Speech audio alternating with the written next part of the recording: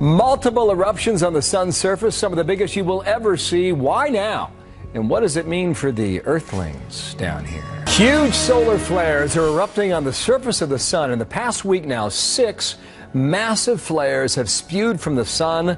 So what's up with that? Tarek Malik is the managing editor for Space.com and with me here in studio. How are you? Nice to see you again. What is up with that? What's going on? Well, the sun is just showing its active, kind of angry, if you will, side. It's got this giant sunspot that is just popping off these flares.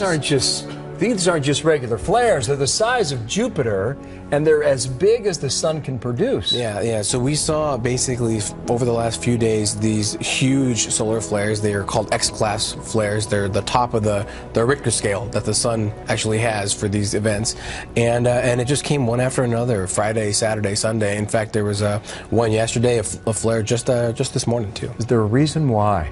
Well, the sun it has a weather pattern just like Earth, and it takes 11 years to do it, and we're in kind of the tailing end of the really active part of that schedule now. So you expect to see sunspots like this giant Jupiter one that we have there now. You expect to see more intense flares during that time frame. But when we talk to you folks, you say, hey, this is the thing you have to worry about because this can knock out your iPhone and your GPS, and then we're all...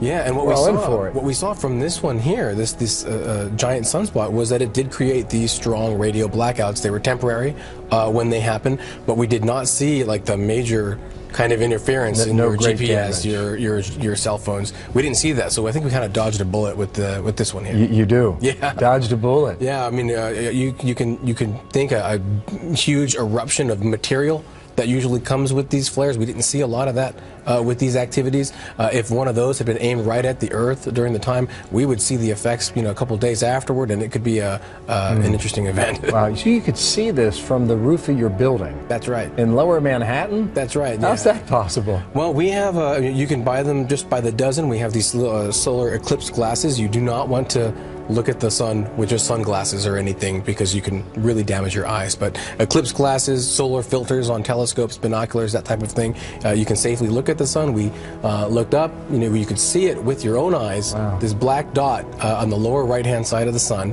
and it was just amazing to think that dot. I mean, you do this for a living. Have you been able to see that before? It's the first time that I've ever seen anything like that. I've looked at the sun through binoculars with filters and with eclipse glasses, but never actually seen a sunspot with my own eyes like that before. I'm feeling the big one's coming, Tarek.